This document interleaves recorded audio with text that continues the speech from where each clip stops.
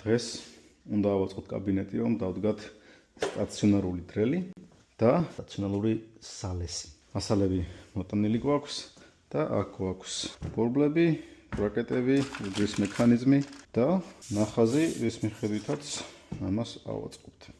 ვიწყებთ ჭრას, 10 მეტრი იქნება სიგანეში. ეს იქნება ზედაპირი და იგივე ზომის ქვედა ნაწილი, რაზეც დამაგდება ბორბლები. ახლა ვჭრით გვერდებს.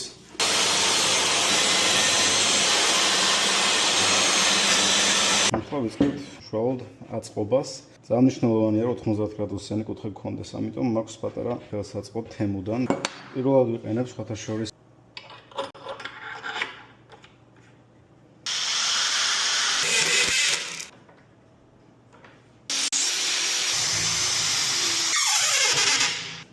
სამი გვერდი გვაქვს, ასეც ზედაპირი.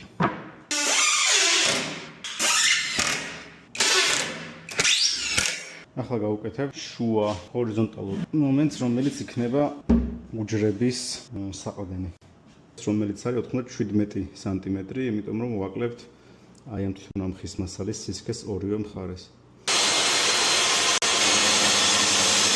უჯრები იქნება 20 სანტიმეტრი. მინდა დავამაგრო ბორბლები.